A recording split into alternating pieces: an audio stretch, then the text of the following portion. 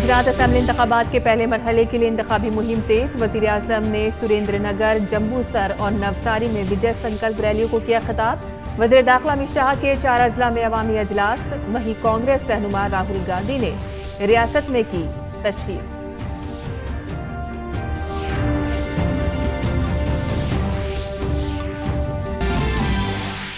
BJP ने आम आदमी पार्टी पर लगाया बड़ा इल्जाम। आम आदमी पार्टी के खिलाफ जारी स्टिंग में एमसीडी इंतखाबात के दौरान टिकटों की तकसीम में पैसों के लेन देन का किया इंकशाफ।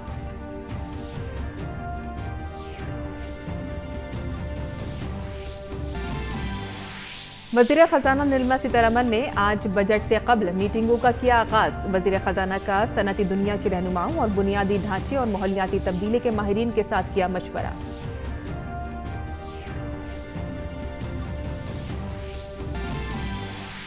इत्तलात और नशरियात के वजीर अनुराग सिंह ठाकुर ने कल के 75 तख्लीकी जहनों के दूसरे एडिशन का किया इफ्तिताह। अनुराग सिंह ठाकुर ने फिल्म बाजार पवेलियन और इफ्फी में भारतीय पैनोरामा डिवीजन का किया इफ्तिताह। वजीर आजम ने चिरंजीवी गारू को इफ्फी में film personality of the year award 2022 से नवाजे जाने पर दी मुबारकबाद। इंडोनेशिया के जावा जजीरे में ज़लज़ले के शदीद झटके। मीडिया रिपोर्ट्स के मुताबिक 44 अफराद की मौत, सैकड़ों अफराद जख्मी। कई मकामात पर इमारतों को पहुंचा नुकसान।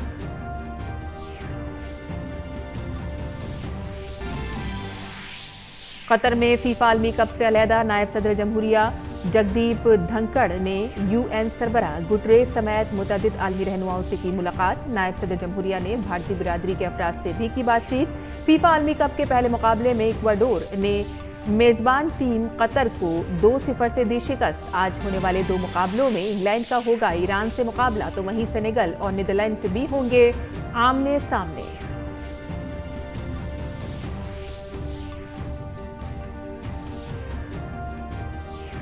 आदाब नाज़रीन, खबरनामे में आपका इस्तकबाल है। मैं हूं साइमा खान। अब खबरें तफसील से। गुजरात असेंबली इंतखाबात के पहले मरहले के लिए इंतखाबी मुहिम उरूज पर है। इस मरहले में 1 दिसंबर को वोटिंग होगी। तमाम सियासी जमातों के सरकर्दा रहनुमा वोटरों को अपने हक में करने की कोशिश कर रहे हैं और इसी सिलसिले में वजीर आजम नरेंद्र मोदी ने आज सुरेंद्रनगर, जम्बूसर और नवसारी में 3 विजय संकल्प रैलियों से खिताब किया।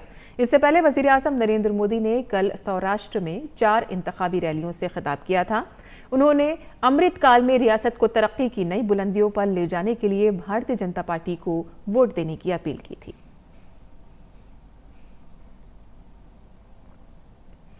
दूसरी तरफ वजीर दाखिला और senior BJP leader Amit Shah ने गिर सोमनाथ के कोडीनार में मुनक़िद एक अवामी जलसे को खिताब किया। इसके अलावा वो आज द्वारका, जूनागढ़ और कच्छ अजला में अवामी जलसे करेंगे। कांग्रेस लीडर राहुल गांधी ने भी आज गुजरात के सूरत में अवामी जलसे से खिताब किया। बीजेपी ने आज एक बार फिर से आम आदमी पार्टी के खिलाफ महाज खोल दिया है। प्रेस कॉन्फ्रेंस में आम आदमी पार्टी के खिलाफ जारी स्टिंग में बीजेपी ने एमसीडी इंतखाबात के दौरान टिकटों की तकसीम में पैसे के लेन देन से मुतालिक बड़ा इंकशाफ किया है। रह रहकर आम आदमी पार्टी के दफ्तर के अंदर से, आम आदमी पार्टी के नेताओं के बीच में से जिस प्रकार के स्टिंग उभर कर आ रहे हैं, ये अपने आप में दिखाता है कि भ्रष्टाचार के दलदल में अरविंद केजरीवाल जी और उनकी आम आदमी पार्टी आज डूबी हुई है, पूरी तरह से सनी हुई है। जो पार्टी यहाँ पर भ्रष्टाचार के विरोध में लड़ने आई थी, वो किस प्रकार से उगाही करने में व्यस्त है। इत्तलात और नशरियात के वजीर अनुराग सिंह ठाकुर ने गोवा में मुनक़िद 53वें बैनुल-अक़वामी फिल्म फेस्टिवल ऑफ इंडिया में कल के 75 तख्लीकी जहनों के दूसरे एडिशन का इफ्तिताह किया। अनुराग सिंह ठाकुर ने इफ्तिताई तकरीब में अपने खिताब में कहा कि इस तकरीब में मुल्क के दूर दराज इलाकों से नौजवान शुरा शिरकत कर रहे हैं। ये प्रोग्राम नौजवान शुरा को नए मौक़े फराहम करेगा और इसके साथ ही भारत में नौजवान नई बुलंदियों को छू रहे हैं। भारत दुनिया के टॉप 3 स्टार्टअप इकोसिस्टम में से एक है।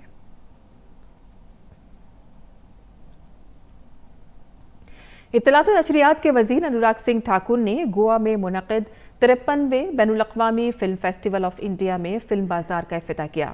फिल्म बाजार फिल्म बेचने वालों और ख़रीदारों को प्लेटफॉर्म फराहम कराता है और हर साल जनूबी एशिया से 200 से ज़्यादा फिल्में, स्क्रिप्ट्स, प्रोजेक्ट्स और फिल्मी दुनिया भर के प्रोड्यूसरों, ख़रीदारों और सेल्स एजेंटों और फिल्म फेस्टिवल के मुंतज़मीन के सामने पेश की जाती हैं।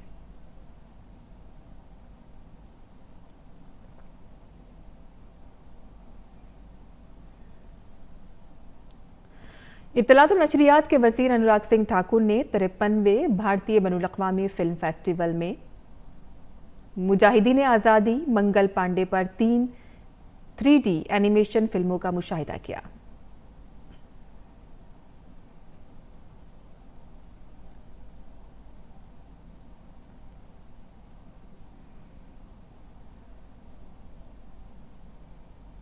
इत्तलात और नशरियात के वज़ीर अनुराग सिंह ठाकुर ने 53वें international film festival of India में मुजाहिदीन आज़ादी पर मबनी फिल्म की स्क्रीनिंग का मुआयना किया।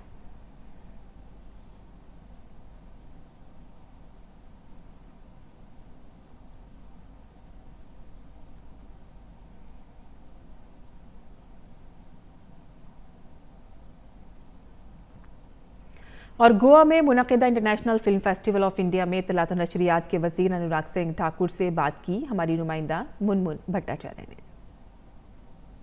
स्टॉल्स आपने देखे FTII के, आयुष के और आज़ादी के अमृत महोत्सव के, कैसा था एक्सपीरियंस? अगर आप मेरे पीछे देखेंगे तो फिल्म टेक्नोलॉजी एग्जीबिशन लगी है। दुनिया भर के जो टेक्नोलॉजी की एडवांसमेंट हुई है, जो नए प्रोडक्ट्स आए हैं, कैमरा से लेकर सॉफ्टवेयर, सॉफ्ट लाइटिंग से लेकर आपके इमर्सिव टेक्नोलॉजी, मेटावर्स की बात करें हम, तो सबका आपको यहाँ पे अनुभव करने को मिलेगा।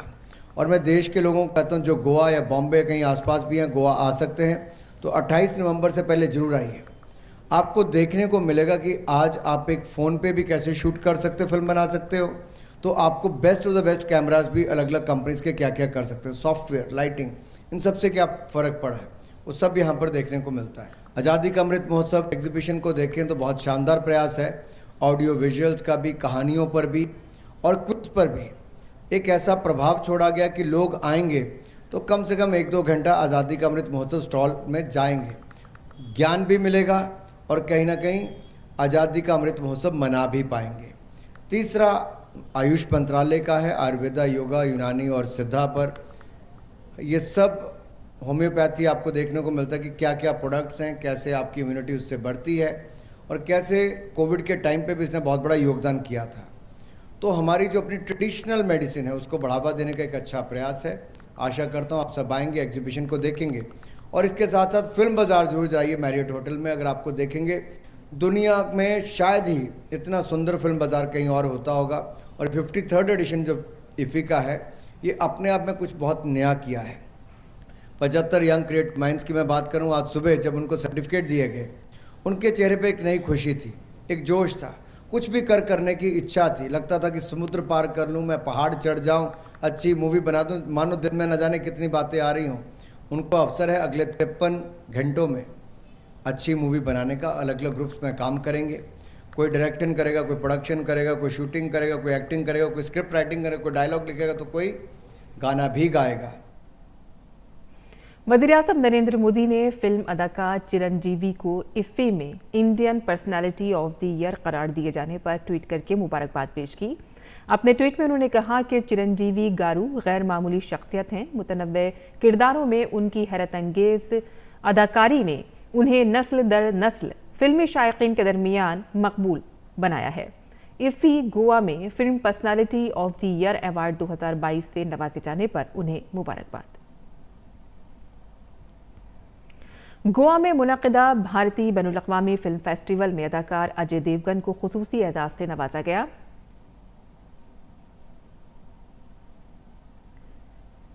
और फिल्म फेस्टिवल की इफ्तिताई तकरीब में अदाकार कार्तिक आर्यन भी मौजूद थे।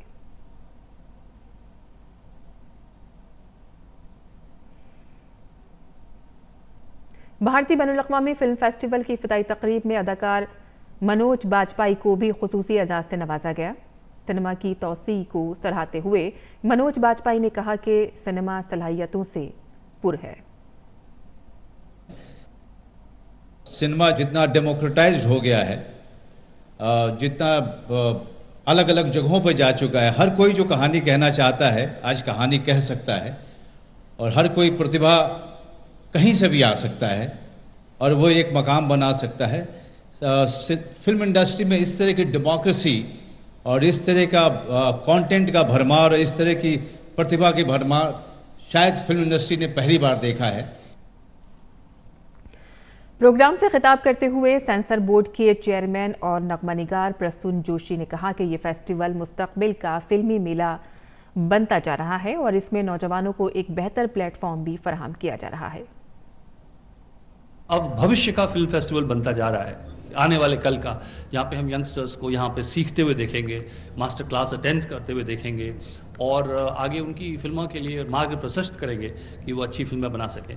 तो I think it's becoming a very significant platform for youngster to learn and take it forward. आगे बढ़ते हैं, जहां नायब सदर जगदीप धनखड़ ने अपने 2 रोज़ा कतर के दौरे के दौरान अक़वाम मुत्तहिदा के सेक्रेटरी जनरल एंटोनियो गुटरेस और आलमी रहनुमाओं से मुलाकात की। इस दौरान नायब सदर जमहूरिया ने आज भारतीय बिरादरी के अरकान से बातचीत की। उन्होंने कहा कि आज वज़ीर आज़म नरेंद्र मोदी की क़यादत में मुल्क में आम शहरियों के लिए ऐसी स्कीमें बनाई जा रही हैं जिसकी बदौलत आने वाले वक्त में भारतीय शहरी मज़ीद तरक्की कर सकेंगे।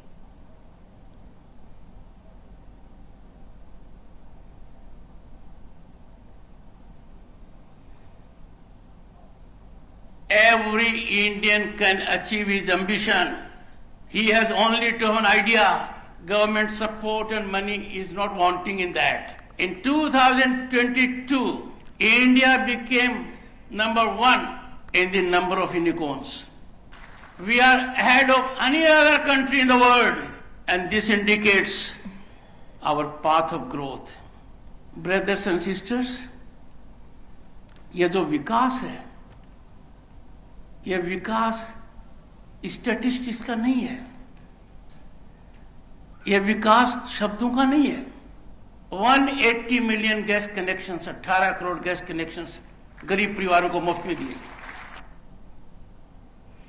काशी तमिल संगमम में शिरकत के लिए तमिलनाडु से काशी आने वाले मंदोबीन के पहले जत्थे ने गंगा के घाटों श्री काशी विश्वनाथ मंदिर, तथागत घाट और मूलगंधा कूटी विहार, सारनाथ और बनारस हिंदू यूनिवर्सिटी के वसी कैंपस में नुमाइशी मकामात की नकाब कुशाई की। मंदोबीन ने हनुमान घाट पर स्नान भी किया। स्नान के बाद वो बाबा दरबार पहुंचे, जहां उन्होंने काशी विश्वनाथ मंदिर में पूजा अर्चना की।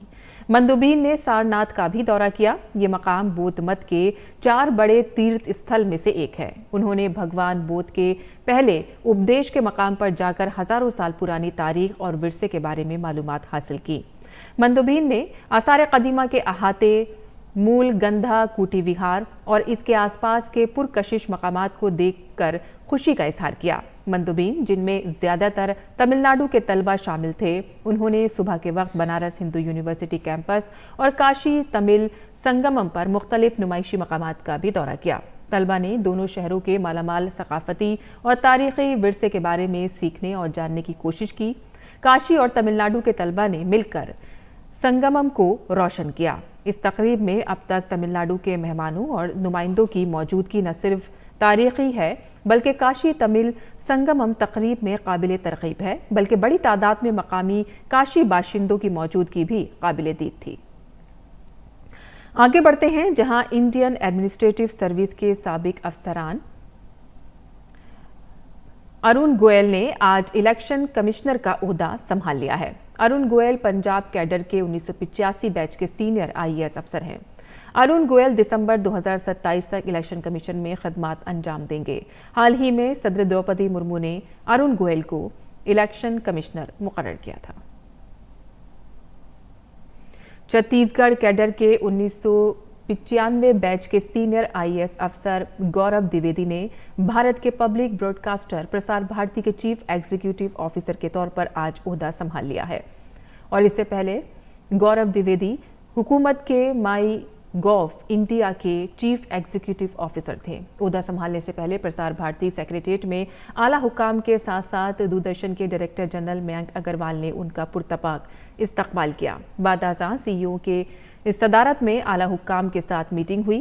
काबिल जिक्र है कि शशि शेखर वेम्पट्टी 2017 से 2022 तक प्रसार भारती के चीफ एग्जीक्यूटिव ऑफिसर थे और इस साल जून में दूरदर्शन के डायरेक्टर जनरल मयंक अग्रवाल को प्रसार भारती का इजाफी चार्ज सौंपा गया था, जब वेम्पट्टी ने अपनी 5 साला मियाद मुकम्मल की थी। और इस मौके पर हमारे नुमाइंदे कुमार आलोक ने प्रसार भारती के CEO गौरव द्विवेदी से खुसूसी बातचीत की।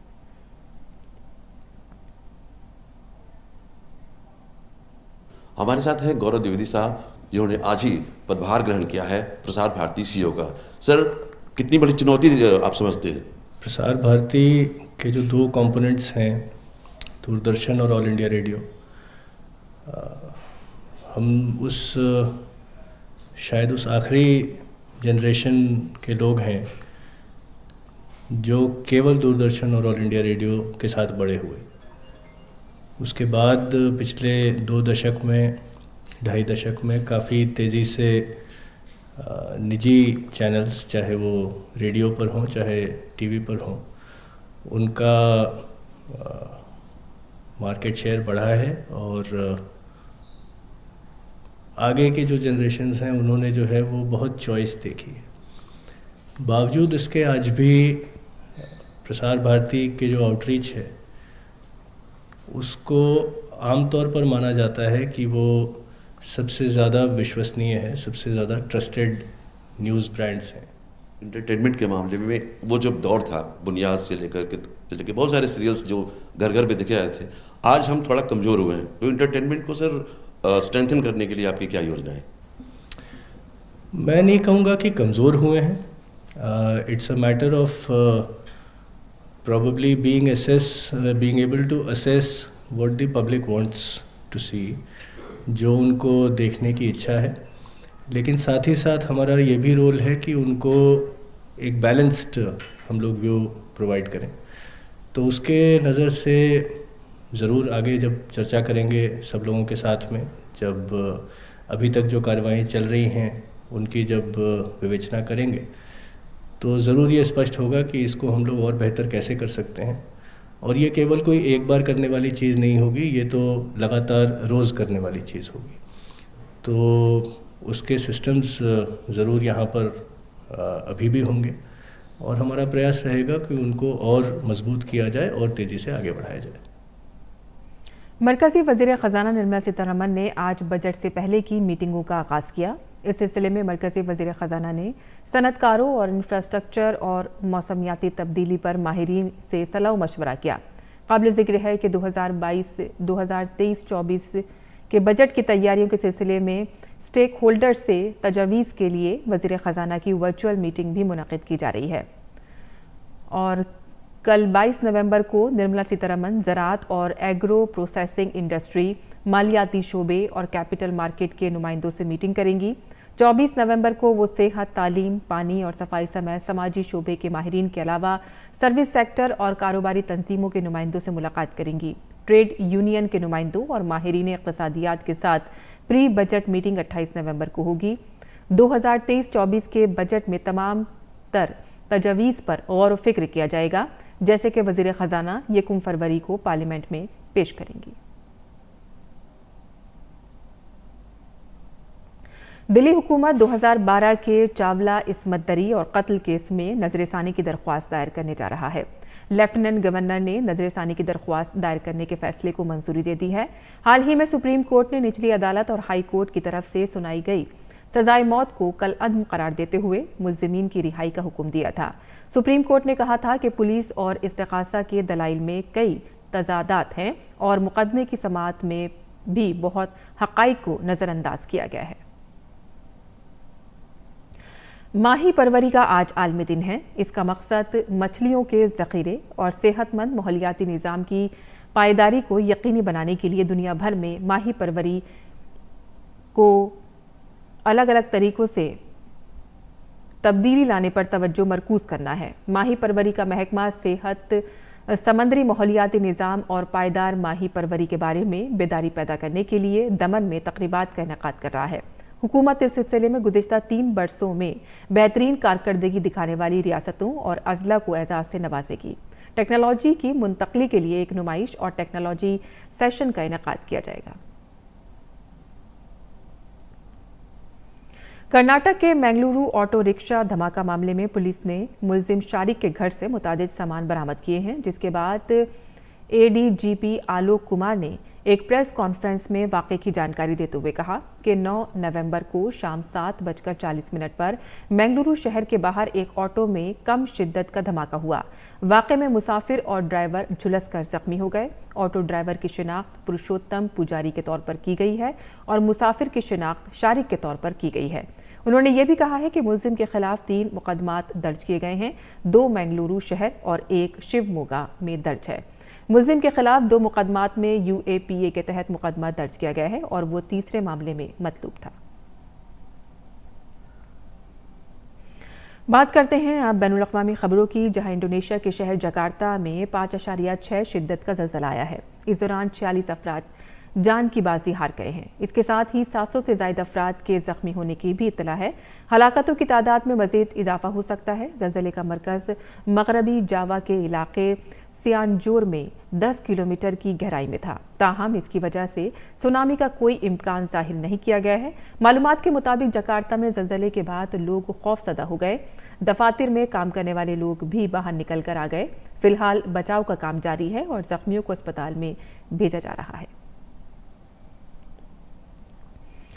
और आगे बढ़ते हैं, जहां तुर्की की वजारत दिफा ने दावा किया है कि उसके फौजी तैयारों ने शुमाली शाम और इराक में कुर्द ठिकानों पर कई फ़िज़ाई हमले किए हैं। तुर्की ने ये फ़िज़ाई हमले F-16 लड़ाका तैयारे से किए हैं। इस हमले में 31 अफराद हलाक हुए हैं। तुर्की ने कहा है कि ये कार्रवाई इस्तांबुल में होने वाले धमाके के बाद की गई है, जिसमें 6 अफराद हलाक और 80 अफराद जख्मी हो गए थे। आपको बताते चलें कि 13 नवंबर को इस्तांबुल के एक मसरूफ बाजार में दहशतगर्दाना हमला हुआ था। तुर्की ने कुर्दिस्तान वर्कर्स पार्टी को धमाके का जिम्मेदार ठहराया था। यूक्रेन के सदर व्लादिमीर ज़ेलेंस्की ने रूसी फौज पर मशरक़ी इलाके में हमले का इल्ज़ाम लगाया है। यूक्रेन के सदर ने कहा है कि रूस ने मशरक़ी इलाके में तकरीबन 400 धमाके किए हैं। व्लादिमीर ज़ेलेंस्की ने उन ममालिक का शुक्रिया अदा किया जिन्होंने रूसी हमलों के खिलाफ मदद की। उन्होंने कहा कि रूसी हमलों से तबाहशुदा इंफ्रास्ट्रक्चर की बहाली के लिए तेज़ी से काम किया जा रहा है। और कज़ाकिस्तान में कल सदारती इंतखाबात हुए। वहाँ के इलेक्शन कमीशन के मुताबिक 69.43% पोलिंग रिकॉर्ड की गई है। कज़ाकिस्तान में मौजूदा सदर कासिम जोमारात तौकीफ की जीत का वाज़ेह इम्कान है। तौकीफ के मुकाबले में 5 उम्मीदवार मैदान में हैं। इलेक्शन जीतने वाले को 7 साल की मुद्दत मिलेगी। अमेरिका के कोलवाडोर स्प्रिंग्स में एक LBTQ नाइट क्लब में जहां एक मुसल्लह शख्स ने 5 अफराद को हलाक और 25 को जख्मी कर दिया। जख्मियों में से कई की हालत तशवीशनाक है और उनका मकामी अस्पतालों में इलाज किया जा रहा है। कोलवाडोर के हुक्काम ने हमले की वजूहात की तहकीकात कर रहे हैं। तफ्तीश के दौरान जाए हादसे से एक राइफल समेत कई नामालूम हथियार मिले हैं। पुलिस असला बरदारों की तलाश कर रही है। अमेरिकी सदर जो बाइडन ने इस तशद्दुद की मजम्मत करते हुए एक बयान में कहा है कि अमेरिकी नफरत को बर्दाश्त नहीं करेंगे। फीफा वर्ल्ड कप 2022 का पहला मैच इतवार को मेज़बान कतर और इक्वाडोर के दरमियान खेला जाएगा, जो इक्वाडोर ने 2-0 से जीत लिया। वर्ल्ड कप की तारीख में पहली बार किसी मेज़बान टीम को इफ्तिताई मैच में शिकस्त हुई है और अब कतर की नज़रें नीदरलैंड और सेनेगल के खिलाफ अगले 2 मैचों में बड़े उलटफेर पर होंगी। कतर की टीम 2010 में जनूबी अफ्रीका की तरह आलमी कप से बाहर नहीं होना चाहेगी। 2010 में जनूबी अफ्रीका वर्ल्ड कप की तारीख में वाहिद मेज़बान मुल्क था जो वर्ल्ड कप के ग्रुप मरहले के आगे नहीं बढ़ सका। इक्वाडोर ने ग्रुप ए का ये मैच जीतकर 3 पॉइंट्स हासिल कर लिए हैं। इक्वाडोर की जानिब से दोनों गोल कप्तान एनन वेलनिसिया ने किए हैं। वहीं इंग्लैंड की टीम आज कतर फुटबॉल वर्ल्ड कप में अपनी मुहिम का आगाज करेगी। पहले मैच में इंग्लैंड का मुकाबला ईरान से होगा। ये पहला मौका है कि दोनों टीमें एक दूसरे के मद्दे मुकाबिल मैदान में उतरेंगी। जहां इंग्लैंड को हैरिकेन से उम्मीदें हैं तो वहीं ईरान ये मैच जीतकर अपने हौसले बुलंद करने की कोशिश करेगा। और इसी के साथ ही हमारा खबरनामा ख़त्म पजीर होता है। हमारी पूरी टीम को दें इजाज़त। आदाब।